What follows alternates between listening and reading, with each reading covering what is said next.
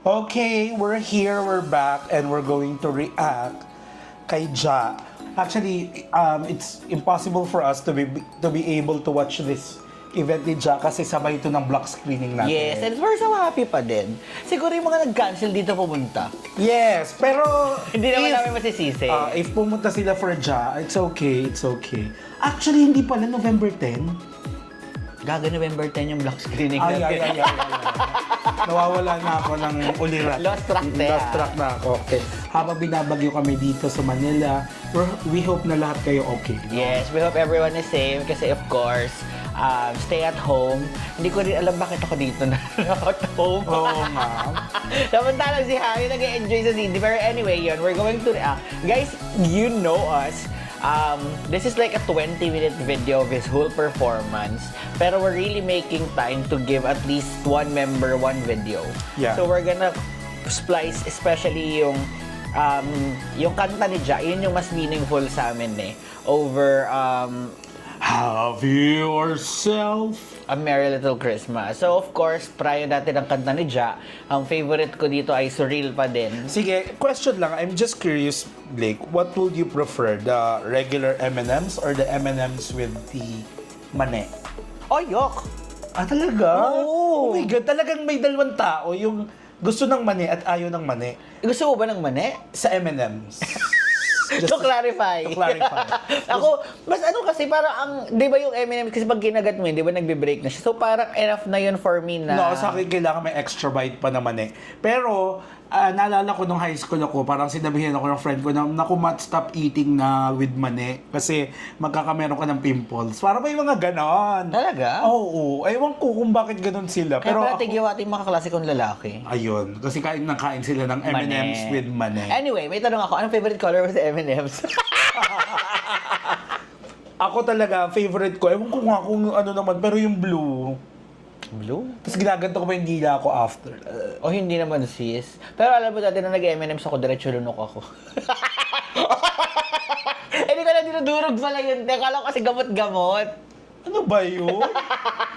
Nag-M&M ka pa. Hindi ko nga alam dati. Okay, now let's watch this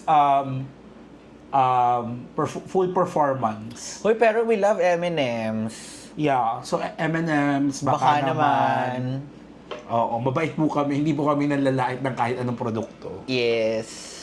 Lalo na kung padala ninyo. Di ba sabi ni M&M's, have yourself a Merry Little Christmas. Ano ba naman yun, M&M's? Correct. Let's watch. And of course, thank you dito sa fan cam na nakita natin. Jazzbox. So, thank you, Jazzbox. Galing, no? Oo. Jazzbox, tapos ginawa niyang Jazzbox. Oo nga, no. Ang witty mo doon.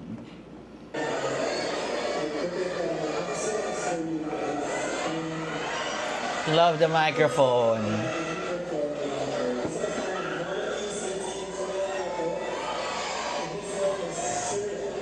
Surreal. Kung may event ng SB19, pupunta ka sa ano? Sa SM North. Depende kasi kung walang trabaho, tas malapit lang ako. Pinaka-ayokong mall yan. Bakit ayaw mo? Ang crowded dyan din! Ay, okay. Grabe, kahit wala pa si Ja dyan. Pero alam mo yung SM North talaga, yan yung mall na parang pag naligaw ka, medyo magkaka-cramps yung paa mo. Dulo to dulo yan eh. Ayun naman talaga. Pero Oo. I think better siya than Trinoma. Yes, I think Nahihilo better. ako sa Trinoma Ako din, oo. Dito naman sa SM North, ang ayoko lang, yung lalo na yung tawid from the block to north. May ganon. Ang sakit ng gris ko, mapapagod. Parang titignan ko pa Actually, dami ng meron pa tao. yung sa park in Radisson. Bro, sa may parking Radisson na side, doon yung ang laki, Decathlon, oo, yes. oo, totoo.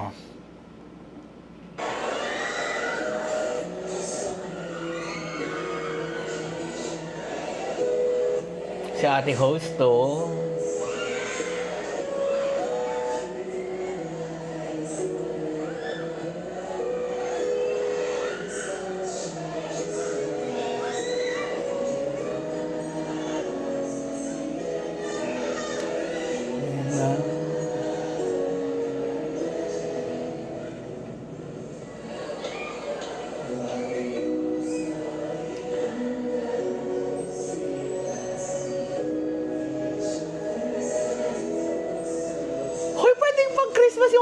Ja.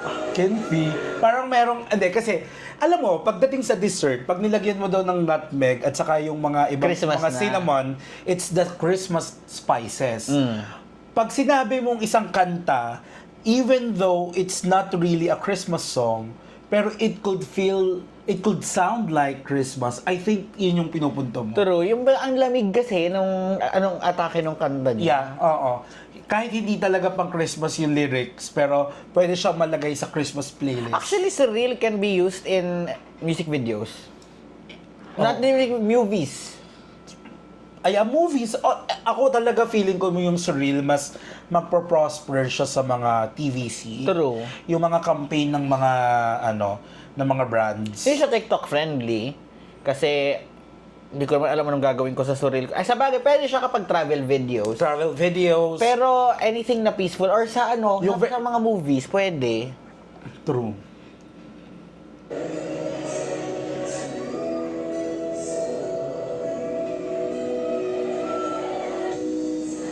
Tararira.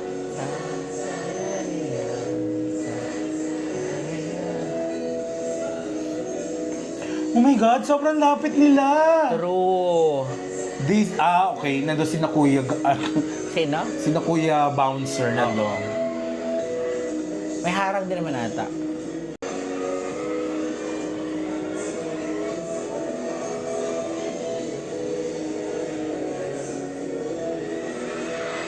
Ay, Alam mo si Ja, papasa siyang elf. Yung Christmas elf. Santa. parang assistant ni Santa. Oo.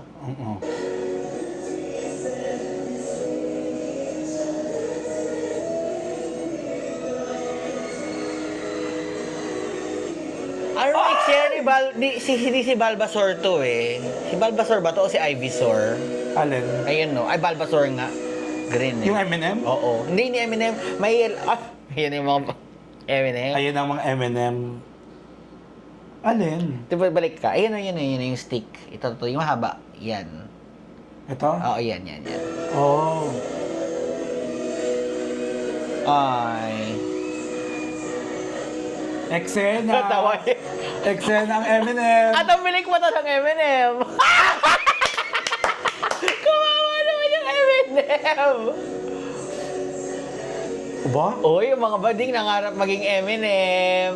Correct. Nahimas. At itong Eminem na to, career na career naman.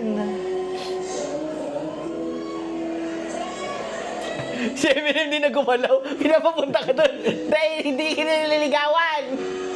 Ah, kinikilig. Hoy, may iba pang Eminem. Hindi lang ikaw.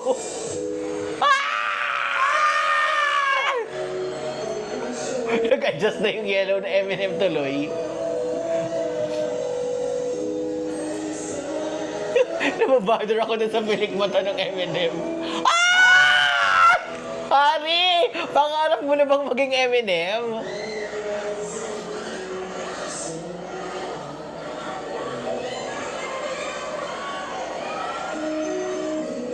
Slowly on.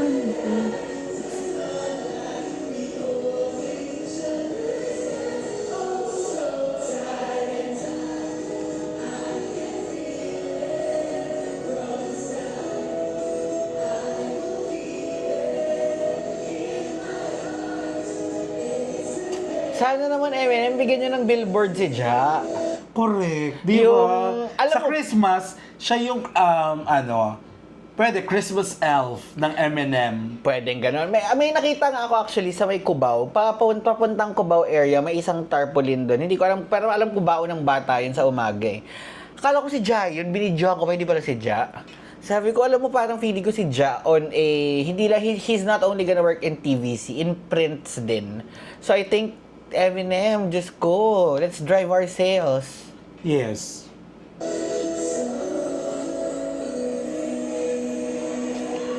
Oh! I think mensahe to sa mga atin nating OFW.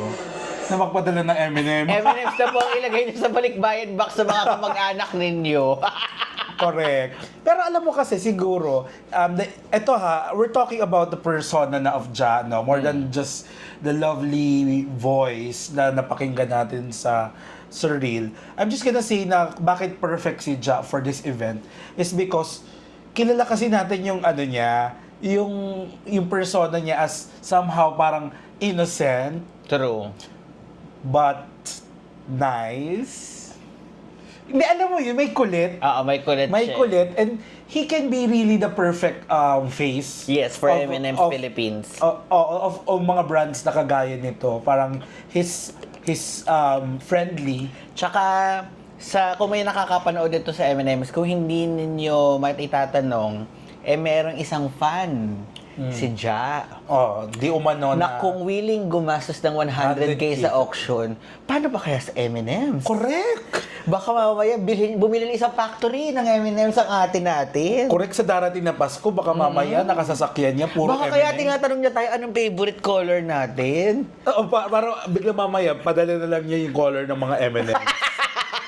Sorry na pero you know, M&M is like a luxurious chocolate for me. Kasi kami mga nips lang kami. Buti ko nga, nips eh. Ano sa inyo? Yung watercolor lang ako lalagay ko sa bibig. Pero, I think daw dito, nakakatuwa lang talaga that Ja was able to perform in this kind of environment. Yes. It will be very distracting for me, Kasi napakaliit ng space na Tsaka kinatatayuan niya. siguro, Tapos, nakaharap sa'yo mga cellphone at mga taong nag-iiritan. And then, napakaliit ng stage na may ganyang kalalaking mga M&M's. At may isang malanding M&M's. Siguro, out of the 5 of them, Ja is the best person to endorse something that's kind of close to the family. Yeah, family friendly. Oo. Kasi you know, pero alam mo yung nakakatuwa sa kanya is hindi siya aloof. Yung alam mo yung friendly na parang hindi out of touch. Oo. Yun yung nababasa ko kay Ja. And of course, we are also There's a sense of home when you look at Ja. Oh, tay! Parang hello love agoy. Oo nga, no? Kahapon pala, baka doon ko na-pick up yun, day. Correct. Parang kung nasa si Ja, tahanan. True. Ay! Sabi nga ng mga taga, Jahanan. Oo nga, no? Hindi, pero yun yung Pero ito na lang yun yung talaga, vibe ito ko na lang from ha. Ja. Of course, we're talking about the persona of Ja. We're talking about, syempre, yung family niya. Ang sarap siguro tumira sa De Dios Residences. Sa The No. Just Mansion. Oo, De Dios Mansion. Napakabait ni Tita Tita Gemma, actually. Gemma. When pagkausap mo nga actually si Tita Gemma, alam mo yung there's this very familiar feeling of your rich tita lang na, oh ano na, kailan ka mag-aasawa? Correct. Tapos hindi. Pero si Tita Gemma yung tita mo na, bakit mo, Wala. yung tita kasi tinatanong na nila ako bakit hindi pa ako bakit sila magtatanong kung di ka pa mag-aasawa? Wala silang pakialam. Yung ganun yung vibe ni Tita Gemma. Siya yung non-toxic tita Yes, vibes. the cool tita vibe. Oo nga, no. Siguro ako, I'm just, ito na naman isa sa mga prediksyon ng Matt Summer TV, no. Give it more time and I think brands will realize that if they want talaga an brand ambassador na family friendly, a brand that is family friendly, even kids friendly, True. they can go for Tender job. juicy. Kids can tell. Oo, pero parang may lalaban sa kanya doon sa endorsement. na Ikaw yun. ang lalaban dun, si Cindy yung isa. Pero yun, kumbaga, I think, Ja's face and knowing Ja, he's very apt for those actually, kinds sa of... totoo lang, I don't know if it's the proper term to use dun sa boses na narinig ko dito. It's like a bedroom voice. Actually, it's a compliment bedroom voice. Yung boses na malamig enough na para bang relaxing Yeah. na pakinggan. To think na very chaotic yung mall na yan. I mean, in that atmosphere, And yung M&M's na yan, chaotic din. Oo, muntik na patala. Nakaharatan mo ka Alam mo, matabilok. sabihin ng mga taga-M&M Philippines, bibigyan, wag na nga lang. Huwag na biglang binawi. No. Pero yun, congratulations, Ja. We're happy na ikaw ang nakuha dito sa M&M's event na to. And sa mga nandoon, kalma-kalma tayo. Charot lang. Pero yun, we're happy for Ja. And anyways, thank you very much for tuning in to this RV for Ja. We hope you continue to support us. Nakamute yun. Hindi. Kinabahan ako ng very light. Dito nga yung magre-record tayo. Okay. And of course, another thing is that open na ang channel membership namin. So you can check that out. You can also click how to join in the description box below. And once again, thank you very much for tuning in. I'm your Sugar Spice Penging M&M's. My name is Blake. And of course, on behalf of Harry, enjoy Australia. This is Matt. Bye! Penging M&M's.